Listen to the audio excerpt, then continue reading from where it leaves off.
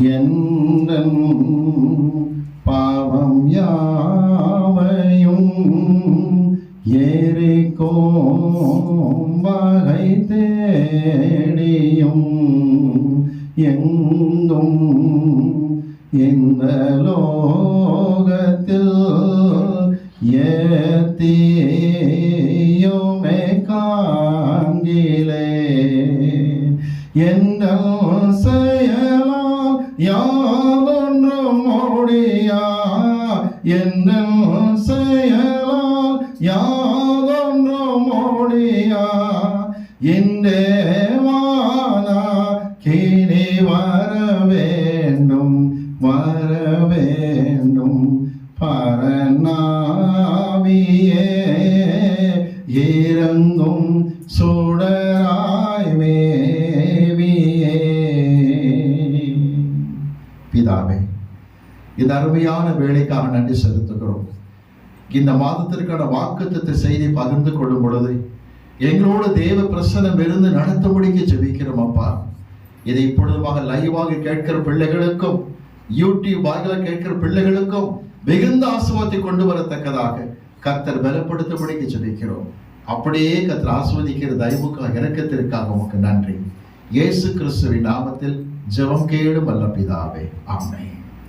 பிரியமான தேவ பிள்ளைகளே, மார்ச் மாதத்திற்கான வாழ்த்துக்களை நான் தெரிவித்துக் கொள்கிறேன். இப்பொழுதுமாக என்னுடைய பேத்தி முன் வந்து இந்த பிரசங்கத்திற்கான வேத பாடத்தை வாசிப்பார்கள். ஜெபத்தோடு நாம் கேட்போம். ஏசாயா தீர்க்கதரிசி புஸ்தகம் 2ஆம் அதிகாரம் 6ஆம் வசனத்திலிருந்து 9ஆம் வசனம் வரை வாசிக்க நாம் கேட்க போகிறோம். ஏசாயா 2ஆம் அதிகாரம் 6 முதல் 9 வரை. ஏசாயா 2ஆம் அதிகாரம் 6 முதல் 9 வசனங்கள். யாக்கோபின் வம்சத்தாரியாகிய உம்முடைய ஜனத்தை கை நெகிழ்ந்தீர். அவர்கள் கீழ் திசையாரின் போதகத்தால் நிறைந்து பெலிஸ்தரை போல் நாள் பார்க்கிறவர்களாயிருந்து அந்நிய புத்திரர் மேல் பிரியப்படுகிறார்களே. அவர்கள் தேசம் வெள்ளியினாலும் பொன்னினாலும் நிறைந்திருக்கிறது. அவர்கள் பொக்கிஷங்களுக்கு முடிவில்லை. அவர்கள் தேசம் குதிரைகளாலும் நிறைந்திருக்கிறது. அவர்கள் ரதங்களுக்கும் முடிவில்லை. அவர்கள் தேசம் விக்கிரகங்களாலும் நிறைந்திருக்கிறது. தங்கள் கைகளின் கிரியையையும் தங்கள் வீரர்கள் உண்டு பண்ணினதையும் பணிந்து கொள்ளுகிறார்கள். சிறியவனும் குனிகிறான், பெரியவனும் பணிகிறான். ஆகையால் அவர்களுக்கு மன்னியாதிருப்பீர். பிரியமான தேவ பிள்ளைகளே, இயேசு கிறிஸ்துவின் வார்த்தை நமக்கு தெளிவாய் சொல்லுகிற காரியம் என்ன? கர்த்தர் தம்முடைய ஜனங்களை நெகிழ்ந்தார் என்கிற வார்த்தை பயன்படுத்தப்படுகிறதை பார்க்கின்றோம். இந்த மாதத்திற்கான வாக்குத்தத்தம் இதுதானா என்று கேட்க வேண்டாம். வாக்குத்தத்த வார்த்தை இப்பொழுது வாசிக்கிறோம், கேட்க போகின்றோம்.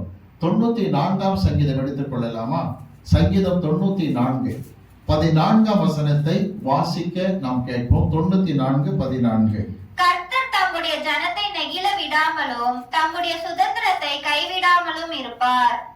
ஆண்டவர் தம்முடைய ஜனத்தை ஒரு நாளும் நெகிழ விட மாட்டார், கைவிட மாட்டார் என்கிற வார்த்தை பயன்படுத்தப்படுகிறதை பார்க்கின்றோம். இந்த 94ஆம் சங்கீதம் பற்றி நான் ஏற்கனவே சொல்லியிருக்கேன்.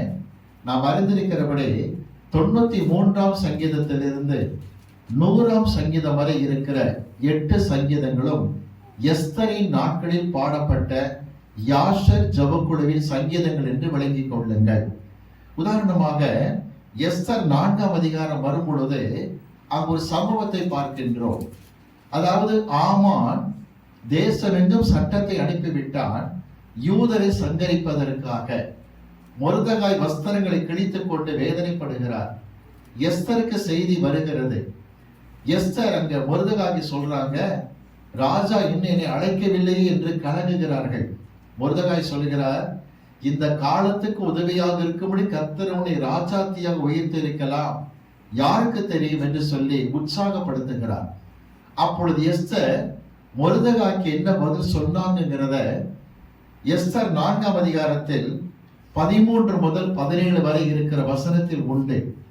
இந்த பதிலை கவனிங்க. எஸ்தர் சொல்லி அனுப்பும் பொழுது அவர்கள் பாடிய ஒரு அருமையான விண்ணப்ப பாடல் தான் 94ஆம் சங்கீதத்தில் 16 முதல் 23 வரை இருக்கிறது. 94ஆம் சங்கீதம் 16 முதல் 23 எஸ்தர் மொர்தெகாய்க்கு சொல்லி அனுப்பிய போது பாடிய பாடல். இதை அடிப்படையாக வைத்து யாஷர் ஜபக்குழுவினர் 94ஆம் சங்கீதத்தை எழுதும் போது 14ஆம் வசனம் பாருங்கள், தேவன் தம்முடைய ஜனங்களை நெகிழ விட மாட்டார் என்று சொல்லுகிறார்கள். நெகிழ விடுதல் என்கிற அந்த வார்த்தைக்கு கைவிடுதல் என்கிற வார்த்தைக்கு வித்தியாசம் உண்டா என்று கேட்டால் உண்டுதான். நெகிழ விடுதல் என்பதற்கு எபிரேய மொழியிலே இட்டோஸ் என்று கொடுத்திருக்கிறார்கள். இட்டோஸ் என்பதற்கு விழும்படி விட்டு விடுதல் என்பது பொருளாகும். விழும்படி விட்டு விடுதல் என்பது பொருளாகும். ஆனால் கைவிடுதல் என்று சொன்னால் ஆசாப் என்கிற அந்த எபிரேய பதத்திற்கு ஒதுக்கி விடுதல், நிராகரித்து விடுதல் என்பதை பொருள் தருகிறது. ஒரு கேள்வி, தம்முடைய ஜனங்களை கர்த்தர் நெகிழ விட மாட்டார், கைவிட மாட்டார் என்று வேதம் வாக்கு பண்ணி இருக்கும் பொழுது வேதத்தில் பார்க்கிற வார்த்தை என்ன? ஏசாயா தீர்க்கதரிசி புஸ்தகம் 2ஆம் அதிகாரத்தில் 6ஆம் வசனத்தை மறுபடியும் நான் வாசிக்க கேட்போமா? ஏசாயா 2:6. யாக்கோபின் வம்சத்தாராகிய உம்முடைய ஜனத்தை கை நெகிழ்ந்தீர். அவர்கள் கீழ் திசையாரின் போதகத்தால் நிறைந்து பெலிஸ்தரை போல் நாள் பார்க்கிறவர்களாய் இருந்து அந்நிய புத்திரர் மேல் பிரியப்படுகிறார்களே. கவனிங்க, தேவன் தம்முடைய ஜனத்தை கை நெகிழ்ந்தார். இந்த வார்த்தை புரிகிறதா? அவர்களை கர்த்தர் விழும்படிக்கு விட்டு விட்டார் என்று சொல்லப்படுகிறது. ஆனால் ஒரு விஷயம் புரிந்து கொள்ளுங்க, ஜனங்கள் ஏன் விழும்படிக்கு கர்த்தரால் கைவிடப்பட்டார்கள்? சிலருக்கு சில கலக்கமான சந்தர்ப்பங்கள் திடீரென்று வரும், ஷணப்பொழுதில் வரும். யோசிப்பார்கள், ஐயோ இந்த பிரச்சனை விட்டு நான் எப்படி தப்பித்துக் கொள்வேன்? அவமானம், வேதனை, நிந்தனை இருக்கிறதே, எப்படி தப்பிப்பேன் என்று கலங்கும் பொழுது அநேகர் சொல்கிற வார்த்தை என்ன தெரியுமா? சடிதியாக இந்த பிரச்சனை வந்துவிட்டது என்று கலங்குவார்கள். கர்த்தர் நெகிழ விட்டு விட்டாரா? நெகிழ விட்டு விட்டார். கைவிட்டு விட்டாரா? கைவிட்டு விட்டார். ஏன் தெரியுமா? ஒரு விஷயம் புரிந்து கொள்ளுங்கள், தேவன் எந்த ஜனத்தையும் திடீரென்று கைவிடுகிற தேவன் அல்ல. பிரசங்கிக்கிற நானாக இருந்தாலும் சரி, கேட்கிற நீங்களாக இருந்தாலும் சரி, திடீரென்று கர்த்தர் யாரையும் ஒதுக்கி தள்ளிவிட மாட்டார். திடீரென்று யாரை கர்த்தர் நிகழ விட மாட்டார். ஒரு விஷயம் புரிந்து கொள்ளலாம், நீங்க பொதுவாக இந்த உண்மையை அறிந்திருப்பீர்கள். அடுப்பிலே பாத்திரத்தை வைத்து ஒரு சமையல் பதார்த்தம் வெந்து கொண்டிருக்கிற நேரம், சாதம் வேகிறது என்று வைத்துக் கொள்ளுங்கள். கீழே விறகு எரிந்து கொண்டிருக்கிறது. ஆண்டவர் ஒவ்வொரு விறகாக உருவி கொண்டே இருப்பார். இருக்கிற அடுப்பு தணலில் அது கொட கொட கொட என்ன செய்யும்? அப்படியே குமிழ் போல வந்து சாதம் கொதிக்கிற மாதிரி இருக்கும். விறகை கர்த்தர் என்றுக்கோ எடுத்து விடுவார். ஆனால் கொஞ்சம் கொஞ்சமாய் அந்த ஹீட்டு குறைஞ்சு சாம்பல் பூத்து போகும் பொழுதுதான் விறகு என்றைக்கு எடுக்கப்பட்டு விட்டது என்பது தெரிகிறதாக இருக்கும். சில சமயத்துல பாருங்களேன், ரிசர்வ்ல வண்டியை வச்சு ஓட்டிகிட்டே இருப்பாங்க, பெட்ரோல் ரிசர்வ்ல ஓடிக்கிட்டு இருக்கோம், மெயின்ல இருக்காது. சிலர் கவனிச்சிருக்கீங்களா? பைபிள் படிக்கிறீங்களா, ஜெபிக்கிறீங்க கேட்டா, முன்பெல்லாம் நல்லா படிப்பேன், முன்பெல்லாம் மணிக்கணக்கா ஜெபம் பண்ணுவேன், அது அப்ப. இப்ப என்ன பண்றீங்கன்னா, அன்னைக்கு படிச்ச பைபிள் அன்னைக்கு மணிக்கணக்கா ஜெபம் பண்ண அந்த பாயிண்ட்லயே போயிட்டு இருக்கோம். ரிசர்வ்ல வண்டி ஓடிக்கிட்டே இருக்கும். ஆனா ஓட்டுல வேகத்துல தான் வண்டி ஸ்பீடா போகுமே தவிர, திடீர்னு ஆஃப் ஆகும்போது தெரியும் டேங்க்ல பெட்ரோலே கிடையாது என்று சொல்லி. அப்ப சில சமயத்துல சாதம் மேல கொதிக்கிறதுங்கிறதுனால அடுப்பு எரியுதுன்னு சொல்ல முடியாது. வண்டி போய்கிட்டே இருக்கிறதுனால, நியூட்ரல்ல கூட போய்கிட்டே இருக்கும், போய்கிட்டு இருக்கிறதுனால பெட்ரோல் இருக்குன்னு சொல்ல முடியாது. என்றைக்கோ கர்த்தர் விறகை ஒவ்வொன்றாக உருவி கொண்டே இருப்பார். திடீரென்று அந்த அனல் நிற்கும் பொழுதுதான் தெரியும் கைவிடப்பட்ட காரியம் வரும். தேவன் எந்த பிள்ளைகளையும் சடனா கைவிடுகிற தேவன் அல்ல. எச்சரிக்கை கொடுத்து கொண்டே வருவார், எச்சரிக்கை பேசிக்கொண்டே வருவார். சபையிலே அமர்ந்திருக்கிறீர்கள், சத்தியத்தை பேசும்போது கர்த்தர் முகமுகமாய் பேசுவார், நேரடியாக பேசுவார். ஜெபிக்கும் போது பேசுவார். யூடியூபில் கேட்கிற தேவ செய்தி வாயிலாய் கர்த்தர் பேசுவார், பேசிக்கொண்டே வருவார். எல்லா நாளும் பேசிக்கொண்டே இருக்க வேண்டும் என்பது அவருக்கு அவசியம் இல்லை. பைபிள்ல மனம் திரும்புங்கள் பரலோக ராஜ்யம் சமீபமாய் இருக்க தவிர எங்கேயாவது பைபிள்ல தயவு செஞ்சு மனம் திரும்புங்களே ப்ளீஸ் என்ற வார்த்தை இருக்கா? அது ஒரு கட்டளை. தேவன் கெஞ்சிக்கொண்டே இருக்க மாட்டார். ஒரு நாள் வரும், நொடி பொழுதில் கர்த்தர் கைவிடுவார். அப்பொழுது வருகிற அவமானம், வெட்கம், தலைகுனிவு, வேதனையை தருகிறதாய் காணப்படும். நடந்தது என்ன தெரியுமா? இந்த இஸ்ரவேல் ஜனங்கள் உலகத்துக்கு வெளிச்சம் தர வேண்டிய கர்த்தருடைய ஜனங்கள். கவனியுங்கள், உலகத்தால் தங்கள் வெளிச்சத்தை இழந்து இருட்டாய் போனார்கள். உலகத்துக்கு தேவனை குறித்து அறிவிக்க வேண்டிய இஸ்ரவேல் ஜனங்கள் உலக நாடுகளால் கவரப்பட்டு இழுக்கப்பட்டு தங்கள் சாட்சியை கெடுத்துக் கொண்டார்கள். எப்படி கெடுத்துக் கொண்டார்களாம்? வாசிக்கலாம். ஏசாயா தீர்க்கதரிசியின் புஸ்தகம் 2ஆம் அதிகாரத்திலே 6ஆம் வசனத்தை வாசிக்கலாம், கேட்போமா? 6ஆம் வசனத்திலே சொல்லுகிறார், உம்முடைய ஜனத்தை கர்த்தர் தாமே தம்முடைய ஜனத்தை நெகிழ்ந்து விட்டார் என்று சொல்லுகிறார். காரணம் என்ன? தொடர்ந்து வாசிக்க 6ஆம் வசனத்துல, அவர்கள் கீழ் திசையாரின் போதகத்தால் நிறைந்து. கொஞ்சம் கவனிங்க, கீழ் திசையாரின் போதகம்னு அர்த்தம் என்ன? இஸ்ரவேல் ஜனங்களுக்கு, கர்த்தருடைய ஜனங்களுக்கு கிழக்காக அமைந்திருந்தது பாபிலோன் ராஜ்யம். பாபிலோன் ராஜ்யத்தோடு வியாபார ஒப்பந்தங்கள் பண்ணி இருந்தார்கள். ஐயா, வியாபாரம், ஒப்பந்தம், கான்ட்ராக்ட், பிசினஸ் பத்தி எந்த குறையும் கர்த்தர் சொல்லல. அவர்கள் தருகிற தவறான போதகங்களால் கர்த்தர் ஜனங்கள் நிறையப்பட்டார்கள். கீழ் திசைக்காரன், கவனிங்க, சாஸ்திரம் பார்க்கிறது, சம்பிரதாயம் பார்க்கிறது, ஜோசியம் பார்க்கிறது, குறி சொல்றது போன்ற தவறான காரியத்தை சொல்ல சொல்ல சொல்ல கர்த்தர் ஜனங்கள் சாட்சியை காத்துக் கொள்ளாமல் அந்த போதகத்தால் இழுக்கப்பட ஆரம்பித்தார்கள். நடந்த இடத்தை வாசிக்கலாமா? கவரப்பு கீழ்த்தேசியர் போதகத்தால் நிறைந்து வாசிங்க. பெலிஸ்தரை போல் நாள் பார்க்கிறவர்களாய் இருந்து. கவனிக்கிறீங்களா? பெலிஸ்தர்கள் இருக்கிறாங்க, மேற்கு முகமாக இருக்கிறார்கள், பக்கத்துல இருக்கிறாங்க, நியர்பை. கொஞ்சம் கவனிக்கிறீங்களா? தூரத்துல இருக்கிறவன் போதனை கொடுக்கிறான், பக்கத்துல இருக்கிறவன் அதை ஃபாலோ பண்ணிக்கிட்டு இருக்கிறான். தூரத்தில் இருக்கிறவன் என்னென்ன சொல்லி தரானோ அதை பெலிஸ்தராகி மேற்கு பக்கம் இருக்கிற ஃபாலோ பண்ணிக்கிட்டு இருக்கிறாங்க. இதனால் இஸ்ரவேல் கவரப்பட்டு பெலிஸ்தரை போலவே நாள் பார்க்க, நட்சத்திரம் பார்க்க தவறான விதத்தில் நடத்தப்பட்டார்கள். சரி, கவனிக்கிறீர்களா? தூரத்தில் இருக்கிறவன் வியாபார ஒப்பந்தங்களை செய்வான், அநேக வழிமுறைகளை சொல்லிக் கொடுப்பான். இதை மேற்கில் இருக்கிற பக்கத்தில் கை கொண்டு இருப்பான். அவன் சொல்லுவான், நான் சாதாரணமா இருந்தேன், இன்னைக்கு பெரிய ஆளா மாறிட்டேன் பாருன்னு. டக்குனு கர்த்தருடைய ஜனங்களும் பெலிஸ்தரை போலவே காப்பி அடிக்க ஆரம்பித்தார்கள். தொடர்ந்து வாசிக்கலாமா? வாசிங்க 6ஆம் வசனத்தை. அந்நிய புத்திரர் மேல் பிரியப்படுகிறார்களே. இவ்விதமாய் நடந்து, கவனிங்க, அந்நிய புத்திரர் மேல் பிரியம் வைக்கிற காரியத்துக்கு வந்தாங்க. ஒரு விஷயம் புரிந்து கொள்ள தயவு செய்து, இயேசு கிறிஸ்து உலகத்திலே பிரவேசிக்கு முன்பதாக ஆராதனையின் ஆரம்பத்தில் நான் பகிர்ந்து கொண்ட வண்ணமாக, இயேசு கிறிஸ்து உலகத்தில் வருவதற்கு ஆயிரக்கணக்கான ஆண்டுகளுக்கு முன்பதாக பிதா குமாரனை பார்த்து சொன்னார், என்னை கேளுங்கள், ராஜ்யங்களை, தேசங்களை நான் நிச்சயமாக சொந்தமாய் கொடுப்பேன் என்று. பிசாசு சொன்னான், என் பாதத்தில் விழு, ராஜ்யத்தை தருகிறேன் என்று சொன்னான். அப்பாலை போல் சாத்தானை கர்த்தர் கடித்துக் கொண்டார். அப்படி என்ன காரியம் செஞ்சாங்க? ஏசாயா தீர்க்கதரிசி புஸ்தகம் 2ஆம் அதிகாரத்தில் தொடர்ந்து வாசிக்கலாமா? அடுத்த வசனத்தை வாசிப்போம். அவர்கள் தேசம் வெள்ளியினாலும் பொன்னினாலும் நிறைந்திருக்கிறது. கவனிச்சீங்களா? பணம் சம்பாதிக்க வழி. நல்ல கவனிங்க, நீங்க யார்கிட்ட பழகுறீங்க, எப்படிப்பட்ட ஆட்கள்கிட்ட ஐக்கியமா இருக்குன்னு கருத்து முதல்ல புரிந்து கொள்ளுங்க. பணம் சம்பாதிப்பதற்கு பல வழிகள் இருக்கின்றன. ஒன்று சொல்லுகிறேன், கர்த்தரின் ஆசீர்வாதம் ஐஸ்வர்யத்தை தரும். அதனோட கர்த்தர் எதனை கூட்ட மாட்டார்? வேதனை கூட்டவே மாட்டார். இன்னைக்கு அநேக தங்கள் வாழ்க்கையில உலகத்தான் சொல்லிக் கொடுக்கிற வழிமுறைகள் அப்படியே ஃபாலோ பண்ண ஆரம்பிச்சு, அவன் சொல்லிக் கொடுப்பான், வெள்ளிக்கும் பொண்ணுக்கும் குறைவு இல்லை, நல்ல பயங்கரமா பணம் கொளிக்க முடியாத யுக்தி இருக்கிறது என்று சொல்லிக் கொடுக்க ஆரம்பிப்பான். வசனம் 7 பாருங்க, என்ன சொல்லப்படுகிறது?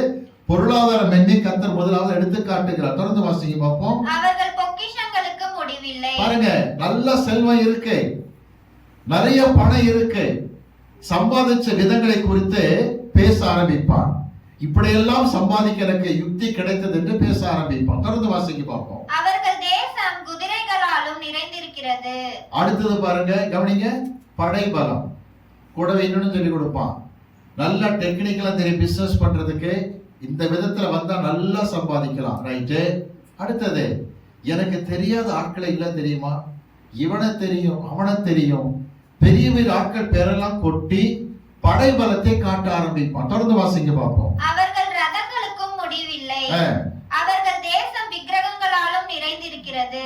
தங்கள் கைகளின் கிரியையையும் தங்கள் விரல்கள் உண்டு பண்ணினதையும் பணிந்து கொள்கிறார்கள். ஒண்ணு புரிஞ்சுக்கிட்டீங்களா? பொருளாசையை ஃபர்ஸ்ட் காட்டுறான். பொருளாசையை காட்டி காட்டி காட்டி இப்படி சம்பாதிக்கலாமோ என்கிற எண்ணத்தை தூண்டிவிட ஆரம்பிக்கின்றான். நல்ல கவனிப்போம். அடுத்தவர் செய்யற காரியம் என்ன தெரியுமா? எனக்கு படைபலம் இருக்கு, அதிகார பலம் இருக்கு. இன்னைக்கு பேப்பர்ல பாக்குறோமே, இப்படி ஏமாத்துறாங்க அப்படி ஏமாத்துறாங்கன்னு சொல்லி பாக்குறோமே. அதிகார பலத்தை நம்பி இறங்குகிறார்கள். சரியாக மாட்டிக்கிட்டு ஜெயிலுக்கு போகும்போது எந்த அதிகாரம் கை கொடுப்பதே கிடையாது. தொடர்ச்சியா பாருங்க, கவனிங்க. அதிகார பலத்தை காட்டுகிறான், பொருளாசையை காட்டுகிறான். பிறகு அவன் செய்கிற அடுத்த காரியம் விக்கிரக ஆராதனையை தூண்டி விடுகின்றான். கொஞ்சம் கொஞ்சமா கொண்டு வரான். விக்கிரக ஆராதனை தூண்டி விடுகின்றான். எப்படி தெரியுமா? தாங்கள் கைகளின் கிரியைகளிலே உண்டு பண்ணின விக்கிரகத்தை நாடுபடிக்கு செய்கிறார்கள். ஒரு வசனம் நமக்கு ரொம்ப அழகா பைபிள் கொடுத்திருக்கு. எஸ்தரின் நாட்களில் பாடப்பட்ட யாசர் ஜெபக்குழுவின் சங்கீதம் தான். வாசிக்கலாமா? 95ஆம் சங்கீதம். எல்லாம் திருப்பிக் கொள்ளுங்க தயவு செய்து. 95ஆம் சங்கீதம் எடுத்துக் கொள்ளலாமா? 6ஆம் வசனத்தை வாசிக்கும்படி கேட்டுக்கொள்கிறேன். 95:6 வாசிக்கலாம், கேட்போம். நம்மை உண்டாக்கின கர்த்தருக்கு முன்பாக நாம் பணிந்து குனிந்து முழங்கால் படியிட கடவும். யாருக்கு முன்னாடி பணியணுமா? நம்மை உண்டாக்கின. நல்லா கவனிங்க. நம்மை உண்டாக்கின கர்த்தருக்கு முன்பதாக பணிந்து குனிந்து முழங்கால் படியிடலாம். ஒரு கேள்வி வருது, கர்த்தர் நம்மை உண்டாக்கினாரா, நாம் அவரை உண்டாக்கினோமா? கர்த்தர் நம்மை உண்டாக்கி. நீங்க பணிஞ்சு குனியறதெல்லாம் நம்மை உண்டாக்கின கர்த்தர் முன்பதாக பணிகிறீர்கள், அவரிடத்திலே குனிகிறீர்கள். ஆனால் இந்த சத்தியம் தெரியாத மக்கள் தாங்கள் உண்டு பணி வைத்து விக்கிரகத்தை வைத்து அதன் முன்பதாக பணிந்து கொண்டிருக்கிறார்கள். கர்த்தர் சொல்லுகிறார், நம்மை உண்டாக்கின கர்த்தர் முன்பதாக. வாசிக்கலாம். 100ஆம் சங்கீதம் எடுத்துக் கொள்ளலாம்.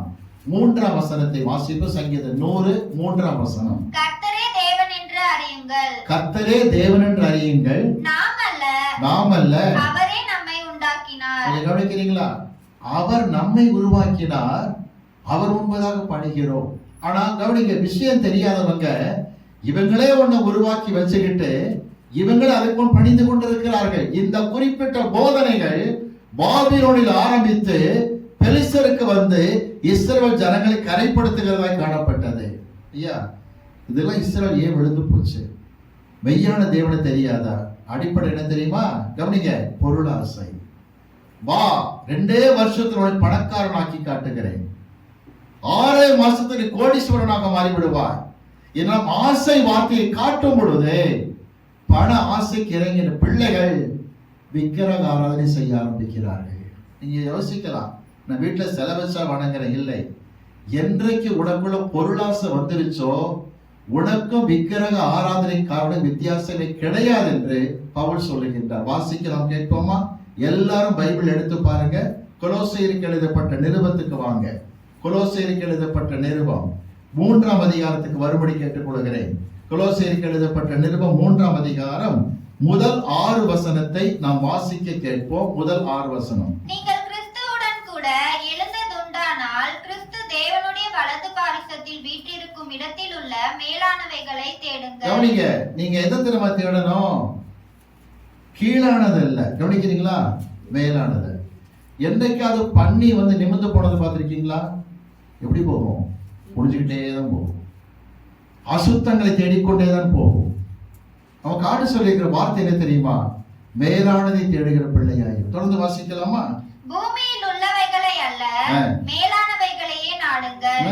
ஏனென்றால் நீங்கள் மரித்தீர்கள், உங்கள் ஜீவன் கிறிஸ்துவுடனே தேவனுக்குள் மறைந்திருக்கிறது. நீங்க ரட்சிக்கப்பட்டு கவனிங்க, பாவத்தை அறிக்கையிட்டு ஞானஸ்நானம் எடுத்திருக்கீங்க. உண்மைதானே? மூலிகை ஞானஸ்நானம் எடுத்திருக்கீங்க. தேவனுக்குள் பாவத்துக்கு மரித்த பிள்ளைகளாக இருக்கிறீர்கள். தொடர்ந்து வாசிக்கலாமா? நம்முடைய ஜீவனாகிய கிறிஸ்து வெளிப்படும் போது, இயேசுவின் ரகசிய வருகை வரும்போது நீங்களும் அவரோட கூட மகிமையிலே வெளிப்படுவீர்கள். நீங்களும் வருகையிலே மகிமையிலே காணப்படுவீர்கள். அப்ப என்ன செய்யணும்? தொடர்ந்து வாசிக்க பார்ப்போம். ஆகையால் விபச்சாரம், அசுத்தம், மோகம், துரிச்சை, விக்கிரக ஆராதனையான பொருளாசை ஆகிய இவைகளை பூமியில் உண்டு பண்ணுகிற போடுங்கள். இந்த அவயவங்களை அழித்து போடுங்கன்னா அவர்கள் கீழ்ப்படியாதீர்கள் அர்த்தம். இச்சைகளை அவயவங்களை கொண்டு பிசாசு உருவாக்குவான், கீழ்ப்படியாதீங்க. ஆனா தேவனுக்கு கீழ்ப்படியாம போயிட்டீங்கன்னு வச்சுக்கிடுங்க. 6ஆம் வசனம் வாசிங்க பார்ப்போம். இவைகளின் பொருட்டே கீழ்ப்படியாமையின் பிள்ளைகள் மேல் தேவ கோபாக்கினை வரும். இதுதான் கர்த்தர் கொடுக்கிற எச்சரிக்கை. கீழ்ப்படியாத பிள்ளையாக நீ போவாயானால், கவனிக்கிறீங்களா, தேவ கோபாக்கினை உன் மீது வரும் என்பதில் சந்தேகமே கிடையாது. ஒரு ஆச்சரியம் என்ன தெரியுமா? ஏன் கர்த்தர் தம்முடைய ஜனங்களை கைவிட்டார்? கவனிங்க, ஏன் கர்த்தர் நிகழ விட்டார்? பாபிலோன் ராஜா வருவான், படையெடுத்து வருவான், பரிதாபம் தேசத்தில் நடக்கும் என்று கர்த்தர் சொன்ன விதமாக, ஏசாயா சொன்ன விதமாகவே பாபிலோன் ராஜா வந்தான். பயங்கரமாக தேசத்தை ஒன்றுமில்லாமல் செய்தான். தேவாலயத்தை இடித்து தரைமட்டமாக்கினான். எருசலேம் அரண்மனையை தீக்கொளுத்தினான். பயங்கரமான காரியங்களை செய்ய ஆரம்பித்தான். வேதனை, கூக்குரல், துயரம், கொஞ்சம் கூட நேபுகாத்நேச்சர் படையில் இரக்கமே காட்டவில்லை. தேவன் கைவிட்டாரா? ஆம், கைவிட்டார். கவனிங்க, தேவன் நிகழ விட்டு விட்டார். ஏன் தெரியுமா? 690 ஆண்டுகளுக்கு முன் நடந்த நிகழ்ச்சிக்கு வருகிறேன். கவனிக்கிறீங்களா? ஏசியா தீர்க்கதரிசி ப்ராபசி கொடுப்பதற்கு 690 ஆண்டுகளுக்கு முன் நடந்தது என்ன? வாசிக்கலாமா? என்னாகமத்தின் புஸ்தகம் எடுத்துக்கொள்ளுங்கள். 22ஆம் அதிகாரத்தை எடுத்துக்கொள்வோம். என்னாகும் 22ஆம் அதிகாரம் எடுத்துக்கொள்ளலாம். என்னாகமத்தின் புஸ்தகம் 22 வசனங்களை நிறுத்தி நிதானமாய் வாசிக்க போகின்றோம். அர்த்தத்தை விளங்கிக் கொள்ள ஆயத்தமாக இருப்போம். என்னாகும் 22ஆம் அதிகாரம் எடுத்துக்கொள்ளலாமா? சற்று கவனிங்கள் பிள்ளைகளே. இந்த மாத வாக்குத்தத்த செய்திக்காய் காத்திருந்த சமயத்தில் சமீபத்தில் நான் என்னுடைய தம்பி ஐசக் அவரோடு டிராவல் பண்ணி போய் கொண்டிருந்தோம். அப்பொழுது இந்த வேத பகுதி ஐசக் என்னோடு கூட பேசிக்கொண்டு வரும் பொழுது ஆவியால் உள்ளத்தில் ஒரு பதிவை கொடுத்தார். இது பேச வேண்டும் என்று சொன்னார். இது அவர்கள் என்னோடு பேசி 4 நாட்கள் ஆகிவிட்டது. அதன் அடிப்படையிலே கத்திருந்த உதாரணத்தை மிக தெளிவாய் பேசுகிற சாக்கியத்தை கொடுத்திருக்கிறார். அவருக்கு மகிமை உண்டாவதாக. என்னாகமத்தின் புஸ்தகம் 22ஆம் அதிகாரம் முதல் 2 வசனத்தை வாசிக்கலாம். வசனம் முதல் 1ஆம் வசனம் 2ஆம் வசனம். பின்பு இஸ்ரவேல் புத்திரர் பிரயாணம் பண்ணி எரிகோவின் கிட்ட இருக்கும் யோர்தானுக்கு இக்கரையிலே மோவாபின் சமனான வெளிகளில் பாளையம் இறங்கினார்கள். இஸ்ரவேலர் எம்மோரியருக்கு செய்த யாவையும் சிப்போரின் குமாரனாகிய பாலாக் கண்டான். கொஞ்சம் கவனிக்கிறீங்களா? இஸ்ரவேல் ஜனங்கள் வாக்கு பண்ணப்பட்ட கானானுக்குள் நுழைய போறாங்க. கொஞ்சம் நீ மனசுல கற்பனை பண்ணிக்கொள்ளுங்க. இஸ்ரவேல் சுதந்திரிக்க போகிற தேசத்தின் கிழக்கு எல்லையிலே மோவாப் அமைந்திருக்கிறது. மோவாபை கடந்து யோர்தானை கடந்து உள்ள வரணும். மோவாப் தேசத்து எல்லையில ஜனங்கள் கூட்டமா வந்து பாளையம் இறங்கிட்டாங்க. இத பாலாக் பார்த்துட்டான். யார் அவர்கள்? இஸ்ரவேல் ஜனங்கள். யார் அவர்கள்? கர்த்தருடைய ஜனங்கள். பாலாக் பார்த்தான். டேங்க அப்பா, ஒரு புல்வெளியில மாடு உட்கார்ந்து இருக்கிற மாதிரி அவ்வளவு கூட்டம் உட்கார்ந்து இருக்காங்கன்னு சொல்லி திகைச்சு போனவன் என்ன தப்பு செஞ்சான் தெரியுமா? வாசிக்கலாமா? நம்ம என்னாகும் 22ஆம் அதிகாரம் 5ஆம் வசனம் 6ஆம் வசனத்தை வாசியுங்கள். அவன் பேயோரின் குமாரனாகிய பிலேயாமை அழைத்து வரும்படி தன் சந்ததியாருடைய தேசத்தில் நதி அருகேயுள்ள பெத்தூருக்கு ஸ்தானாபதிகளை அனுப்பி, எகிப்தில் உள்ள ஒரு ஜனக்கூட்டம் வந்திருக்கிறது. அவர்கள் பூமியின் விசாலத்தை மூடி எனக்கு எதிரே இறங்கி இருக்கிறார்கள். இந்த இடத்துல சொல்றாரு, கவனிங்க, பாலாக் ராஜா சொல்றாரு பிலேயாம். பிலேயாம் யார் தெரியுமா? கை தேர்ந்த மந்திரவாதி. கவனிங்க, பயங்கரமா குறி சொல்லக்கூடியவன். அவனுக்கு ஆள் அனுப்பி, மந்திரவாதியே, என் நாட்டுக்கு பக்கத்துல பெரிய கூட்டம் எகிப்திலிருந்து வந்திருக்குது, பூமி விசாலத்தை மூடுற மாதிரி உட்கார்ந்து இருக்காங்கன்னு சொல்லிட்டு அடுத்த வசனம் வாசிக்க பார்ப்போம். அவர்கள் என்னிலும் பலவான்கள், என்னை விட பெரிய ஆளுகளா இருக்காங்க அவங்க எல்லாம். தொடர்ந்து வாசிங்க. ஆகிலும் நீர் ஆசீர்வதிக்கிறவன், ஆசீர்வதிக்கப்பட்டவன். கவனிங்க, மந்திரவாதியே, நீ வந்து யார் ஆசீர்வதிக்கிறியோ அந்த ஜனம் ஆசீர்வதிக்கப்பட்டிருக்கும். நீர் சபிக்கிறவன், சபிக்கப்பட்டவன் என்று அறிவேன். கவனிங்க, மந்திரவாதியே, நீ சபிக்கிறவன் சபிக்கப்பட்டவன் இருப்பான் தெரியும். ஆகவே தயவு செய்து வா, எனக்காக இது ஜனங்களை சாபம் கூப்பிடுறான். ஆனா இந்த கிறுக்கனுக்கு ஒரு காரியம் தெரியல. யாருக்கு? பாலாக் ராஜாவுக்கு. விளங்குதுங்களா? ராஜாவா இருப்பான், அதிகாரியா இருப்பான், பைபிள் நாலேஜ் சுத்தம் அவனுக்கு இருக்காது. கர்த்தர் ஜனங்களை பத்தி தெரியவே தெரியாது அவனுக்கு. இந்த பாலாக் ராஜா பிழையாமுக்கு ஆள் அனுப்புறதுக்கு 470 வருஷத்துக்கு முன்னாடி கர்த்தர் சொன்ன வார்த்தை என்ன? 470 வருஷத்துக்கு முன்னாடி தேவன் சொன்ன வார்த்தை என்ன? வாசிக்கலாமா? ஆதியாகமத்தின் புஸ்தகம் 12ஆம் அதிகாரத்துக்கு வாருங்கள்.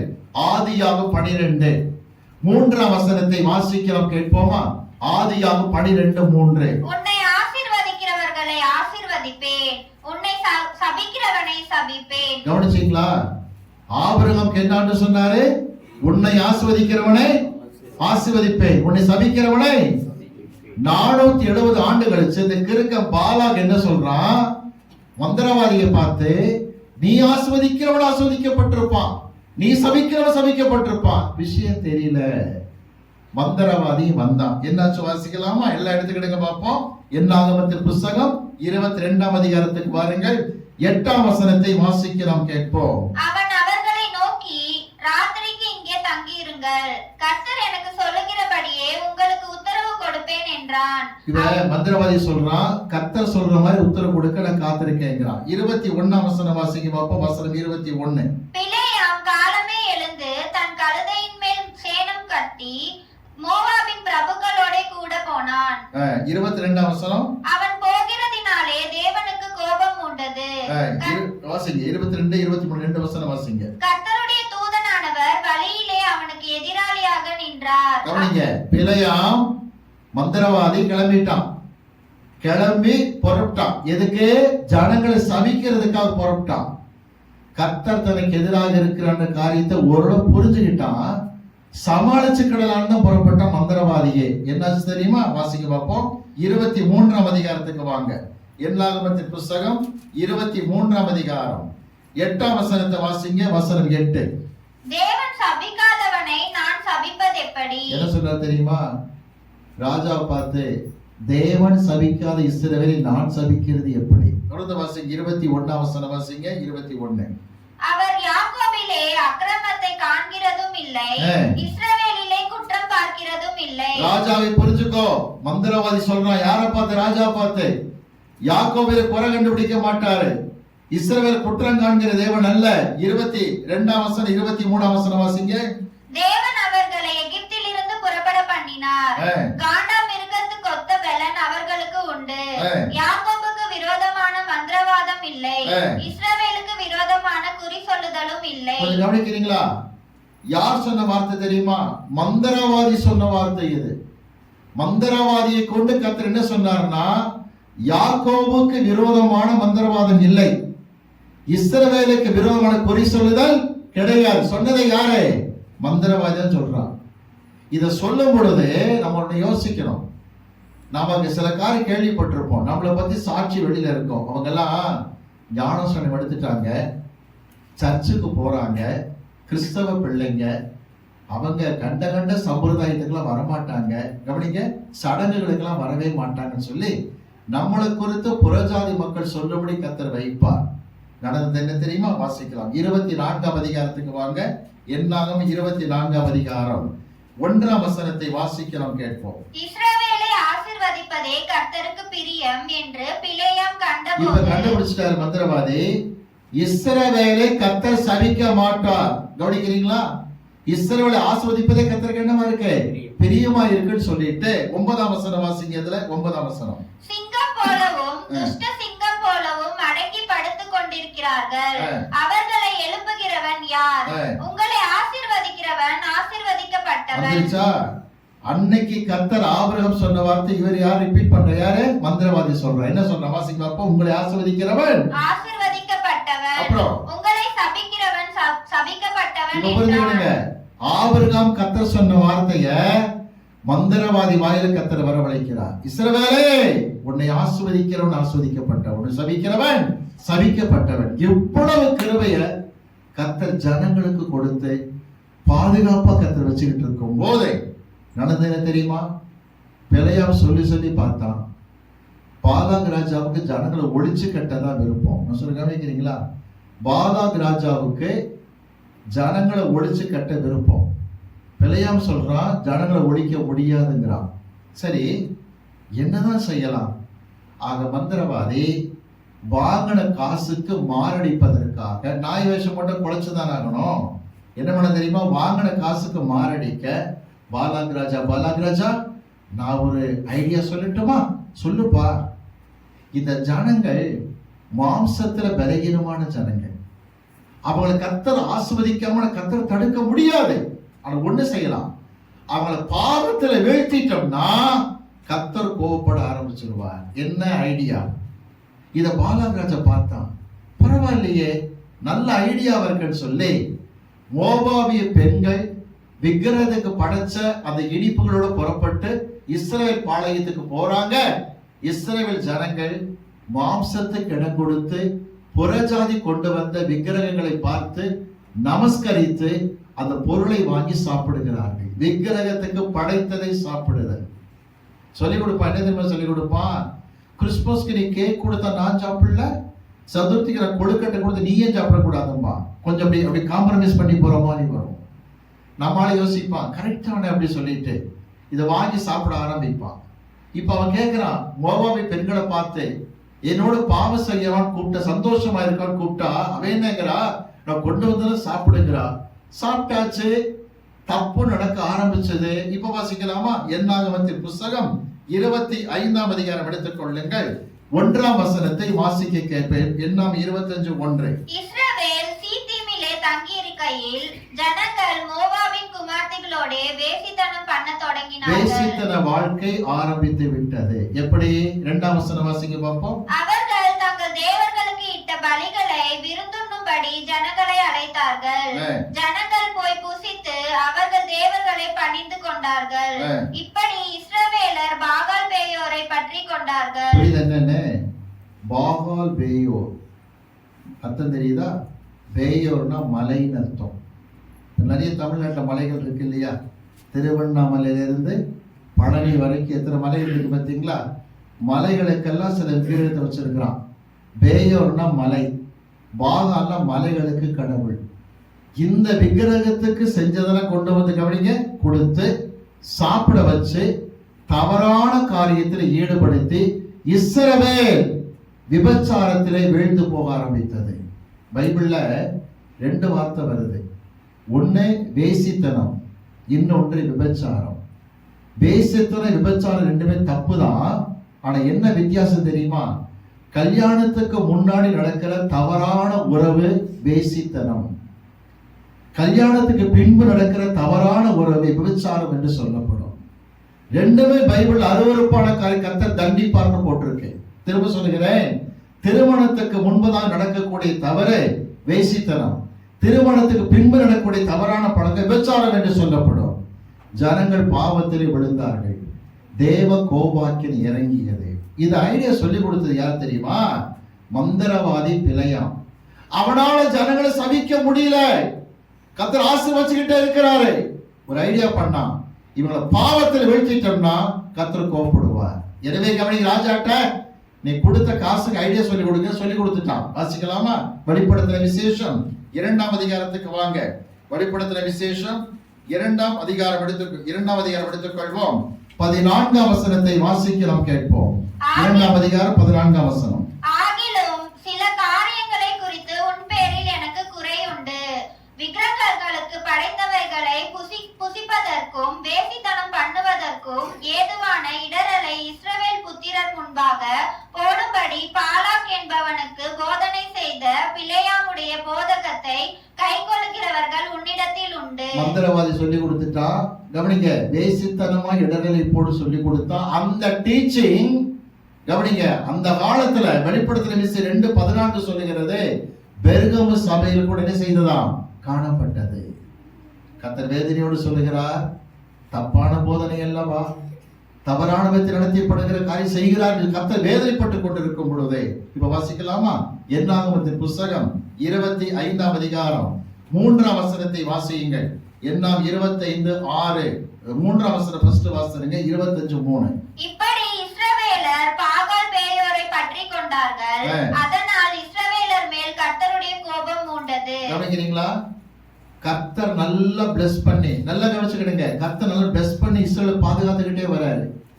மந்திரவாதி மலைமலையா ஏறி பார்த்தா, எங்கேயுமே மந்திரம் பண்ணி ஜனங்களை முறிக்க முடியல. ஒண்ணு கண்டுபிடிச்சிட்டான், இஸ்ரவேலே நீ ஆஸ்வதிக்கப்பட்டவன். நேரா சொல்லிட்டான். அவனை பாவத்துல வீழ்த்திட்டா கர்த்தர் கோபப்படுவார்னா. அதே மோகபிராஜா செஞ்சான், ஜனங்க பாவத்துல வீழ்ந்தாங்க. 6ஆம் வசனம் வாசிக்கலாமா? கர்த்தருடைய கோபம் இறங்கி வாதை ஏற்பட ஆரம்பிக்கிறது. வசனம் 6 வாசிங்க. எல்லாம் 25:6. அப்பொழுது மோசேயும் இஸ்ரவேல் புத்திரராகிய சபையார் அனைவரும் ஆசரிப்பு கூடார வாசலுக்கு முன்பாக அழுது கொண்டு நிற்கையில், எல்லாரும் கண்ணீரோடு அழுதுகிட்டு இருக்கும் போது வாசிங்க, அவர்கள் கண்களுக்கு முன்பாக இஸ்ரவேல் புத்திரரில் ஒருவன் ஒரு மீதியான ஸ்திரீயை தன் சகோதரரிடத்தில் அழைத்து கொண்டு வந்தான். புரியுதா? எல்லாரும் அழுதுகிட்டு இருக்கிறாங்க. ஒரு மீதியானை பெண்ணை ஒரு இஸ்ரவேலன் அழைத்து கொண்டு சகோதரரிடத்தில் வந்தான். எபிரேய மொழியில கொடுத்திருக்காங்க. இது குரூப் செக்ஸை குறிக்கிற வார்த்தை. குழுவினராக கூடி பெண்ணை கெடுத்தல். நல்லா புரிஞ்சுக்கிடுங்க. இன்னைக்கு அதான் செய்யறானுங்க. தப்பான விதத்துல ஒரு பொண்ணை நடத்திடுவான், தவறான விதத்துல கொண்டு போயிடுவான், அதை போட்டோவை எடுத்து வச்சுக்குவான், பிறகு மிரட்டுவான். இதை நான் அங்க சொல்லிடுவேன், இங்க சொல்லிடுவேன். இந்த பொண்ணு செஞ்சிடும், பயந்து போய் அவன் கூப்பிடுறதுக்கெல்லாம் போகும் பொழுது நண்பர்களோடு சேர்ந்து அந்த பெண்ணை சீரழிக்கிறவனாய் காணப்படுவான். அதுதான் அடுத்த ஸ்டெப். நடந்தது என்ன தெரியுமா? மீதியானிய பெண்ணை கூட்டிட்டு வந்தானே, அந்த பொண்ணு யாரு? கூட்டிட்டு போனவன் யாரு? சாதாரண ஆட்களா? இல்லை. வேதனை சொல்றது வாசிக்கலாமா? எண்ணாகமத்தின் புஸ்தகம் 25ஆம் அதிகாரம், எண்ணாகமத்தின் புஸ்தகம் 25ஆம் அதிகாரம் எடுத்துக் கொள்ளுங்கள். 14ஆம் வசனம் 15ஆம் வசனத்தை வாசிக்கலாம், கேட்போம். எண்ணாம் 25, 14, 15 வசனங்கள். மீதியானிய ஸ்திரீயோடே குத்துண்டு செத்த இஸ்ரவேல் மனிதனுடைய பேர் சிம்ரி. அவன் சல்லூவின் குமாரனும் சிமியோனியரின் தகப்பன் வம்சத்தில் ஒரு பிரபுவுமாய் இருந்தான். எந்த குலம்? பிரபு, அதிகாரத்தில் இருக்கிறவர். கவனிங்க, அவன் தான் மிஸ்டேக் பண்ணான். பொண்ணு யாரு? தொடர்ந்து வாசிங்க பார்ப்போம். குத்துண்ட மீதியானிய ஸ்திரீயின் பேர் கஸ்பி. அவள் சூரின் குமாரத்தி. அவன் மீதியானுடைய தகப்பன் வம்சத்தாரான ஜனங்களுக்கு தலைவனாய் இருந்தான். ஜனத்தலைவருடைய குடும்பத்துல பொண்ணு. என்னைக்குமே கவனிங்க, அதிகார வர்க்கத்தில் இருக்கிறவன் தான் துணிஞ்சு பாவம் செய்ய ஆரம்பிப்பான். சமீபத்துல ஒரு வீடியோ அமெரிக்க நீதிமன்றம் வெளியிட்டு எத்தனை பிரதம மந்திரி பேர் நாரி கிடக்கு பார்த்தீங்களா? அதிகாரத்தில் இருக்கிற பசங்க தான் பயங்கர துன்மார்க்கம் பண்ணுவானுங்க. அதிகாரத்தை பயன்படுத்தி நடக்கிற காரியம் என்ன தெரியுமா? எத்தனையோ குடும்பங்களிலே பெண்களை தவறான பாதைக்கு நடத்தி அதை போட்டோக்கள் எடுத்து வைத்துக் கொண்டு மிரட்டி மிரட்டி நண்பர்களுக்கெல்லாம் அழைப்பித்து அனுப்புகிற பாவத்தை செய்து எத்தனை பெண்கள் தலைகுனிந்திருக்கிறது தெரியுமா? ஒரு கேள்வி தெரியுமா? ஏன் கர்த்தர் அவமானத்தை அனுமதிக்கிறார்? ஏன் கர்த்தர் வேதனை அனுமதிக்கின்றார்? திரும்ப சொல்லுகிறேன், சொல்லி சொல்லி சொல்லி கர்த்தர் பார்ப்பார். ஒவ்வொரு விறகாய் கர்த்தர் எடுத்துக்கொண்டே வருவார். இருக்கிற தணல்ல கடகடன் கொதிக்கிற மாதிரி ஷோ காட்டிட்டு இருக்க வேண்டியதுதான். திடீர்னு தான் தெரியும், என் தேவன் கைவிட்டு விட்டார். தலைகுனிவு, வேதனை, அவமானம். ஏன் இந்த காரியம் நடக்கிறது? கர்த்தருடைய வார்த்தைகளை கேட்டு பின்பற்றாதபடிக்கு இருதய கடினம், பொய்யான வாழ்க்கை, கணவனுக்கு துரோகம் செய்யக்கூடிய துணிந்து இருக்கிற காரியங்கள். ஒரு விஷயம் புரிந்து கொள்ளுங்க, இப்படி எல்லாம் நடக்கும்போது சில என்ன செய்யறாங்கன்னா, ஜனத்தை ஏன் கர்த்தர் கைவிட்டான்னு கேட்கிறாங்க. சடிதியிலே கைவிடப்படும் பொழுதுதான் கவனிங்க, பிசாசு அடுத்த காரியத்தை தோண்டுவான். இன்னைக்கு ஒரு காரியம் சொல்லிடுங்க, கவனிங்க, கர்த்தர் கைவிட்டான்னு ஃபீல் பண்றவங்க எல்லாம் தன்னை தாழ்த்தி கண்ணீரோடு ஜெபிக்கும் பொழுது கர்த்தர் இரக்கம் காட்டுவார். ஆனா பேய் தூண்டி விடும். என்ன திரும்ப தூண்டி விடும்? பார்த்தரலாம், 2ல 1 என்ன நடக்குன்னு பார்க்கலான்னு தூண்டி விடும். எதுக்கு? உன்னை இன்னும் சீரழிப்பதற்காக, இன்னும் சீரழிப்பதற்காக. ஆக அவமானம், தெருவிலே அடிபட்டு சாகிற காரியம், ஊரெல்லாம் தெரிகிற நாற்றமான காரியத்தை கர்த்தர் உடனே கொடுக்க மாட்டார். எச்சரிக்கை கொடுத்து கொண்டே இருப்பார்.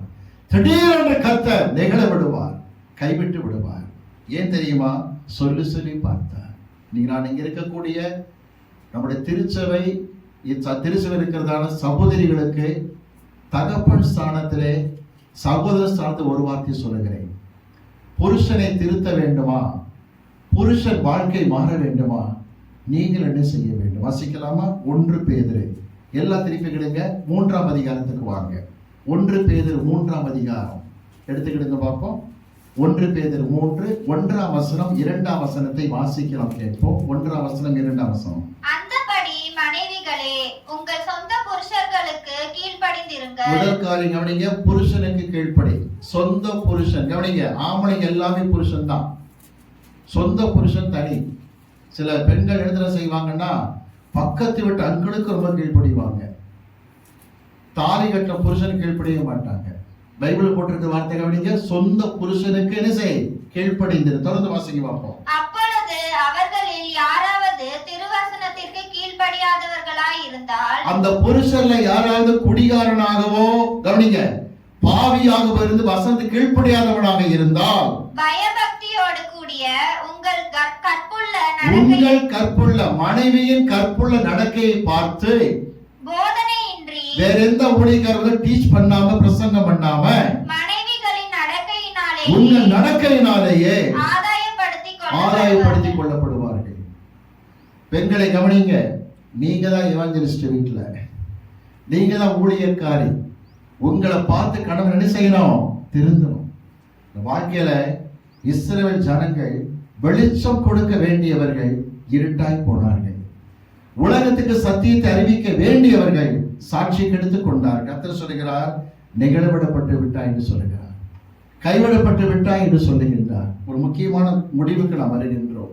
வாழ்க்கையில அவமானத்தை சந்திக்கும் போது பிசாசு இருதயத்தை கடினப்படுத்தாதபடிக்கு காத்துக் கொள்கிறவன் பாக்கியவானாக இருப்பான். ஞாபகம் இருக்கா? தாவீது பாவத்தில் என்ன செய்தார் சொல்லுங்க, விழுந்தார்.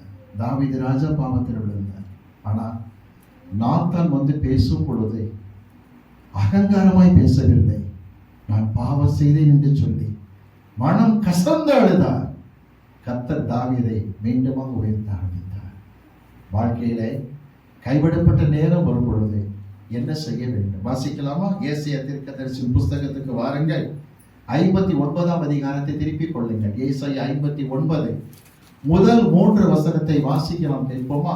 ஏசாயா 59 முதல் 3 வசனத்தை வாசிக்க கேட்போம். இதோ ரட்சிக்க கூடாதபடிக்கு கர்த்தருடைய கை குறுகி போகவும் இல்லை, ரட்சிக்க கூடாதபடிக்கு தேவ கை குறுகி போகவில்லை, கேட்க கூடாதபடிக்கு அவருடைய செவி மந்தமாகவும் இல்லை, ஜெபத்தை கேட்க கூடாமல் செவி மந்தமாகவில்லை.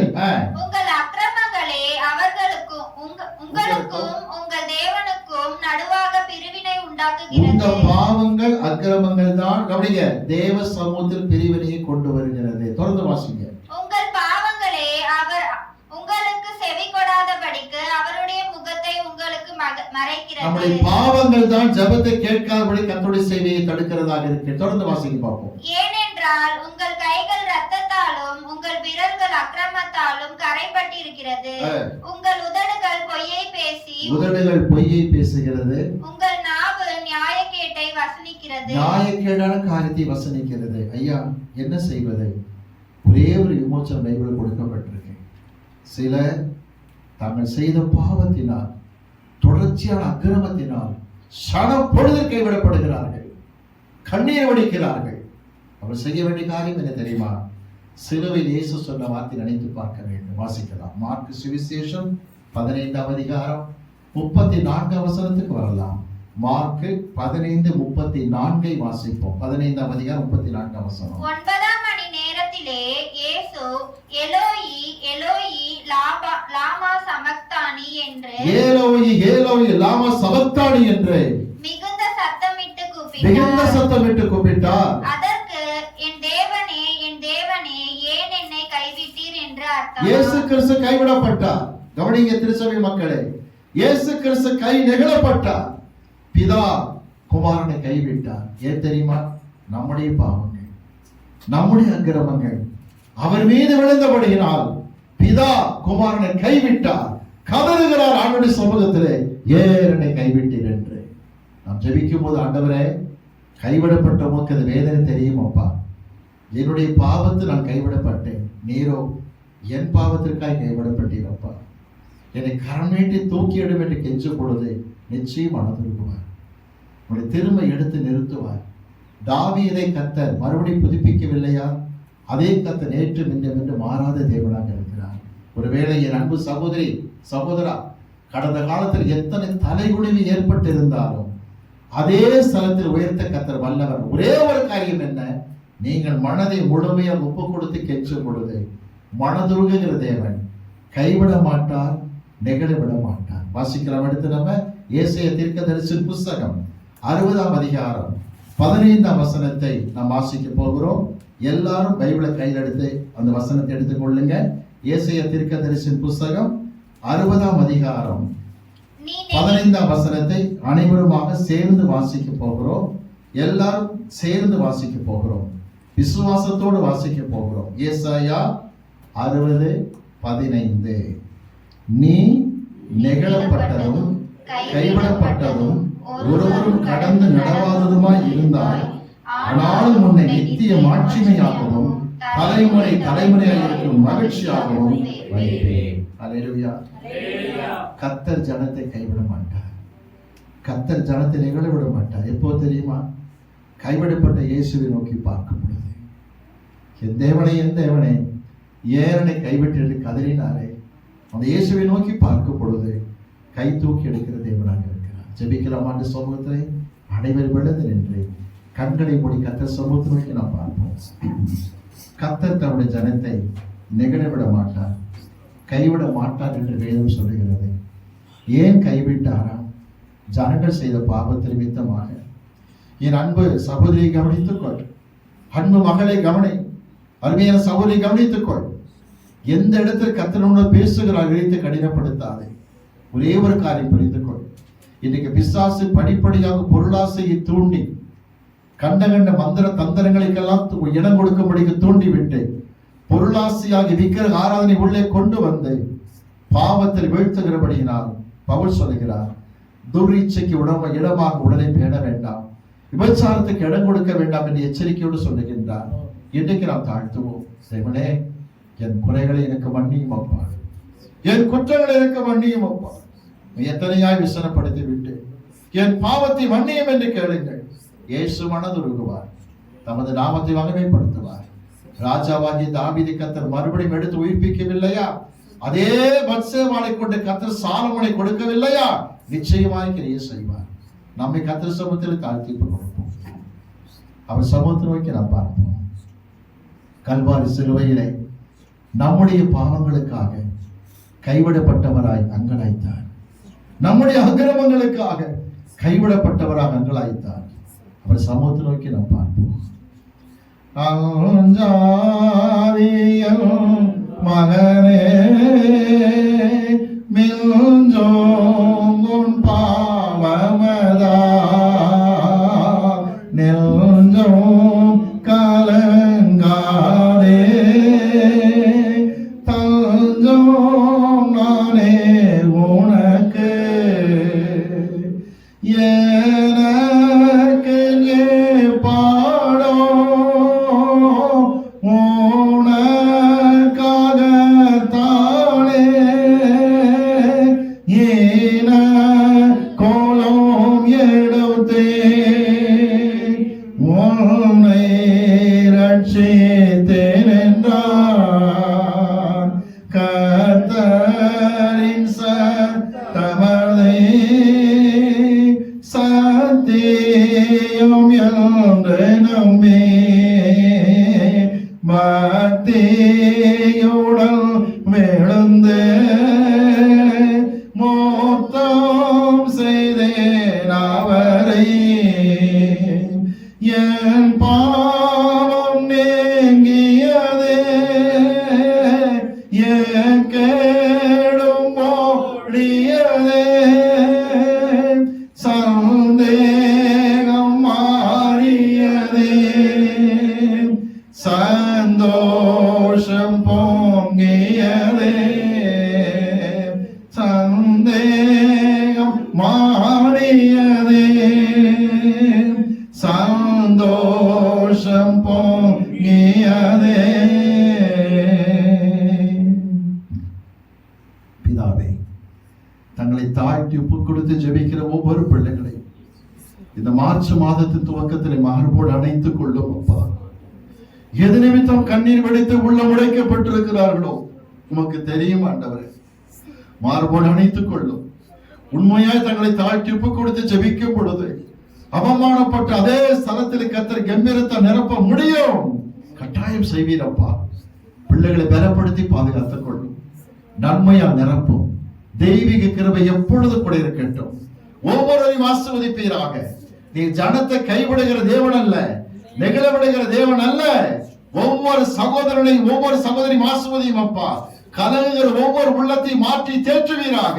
அப்படி செய்கிறதற்காக உமக்கு ஸ்தோத்திரம். இயேசு கிறிஸ்துவின் நாமத்தில் ஜெபம் கேளும் நல்ல பிதாவே. ஆமென்.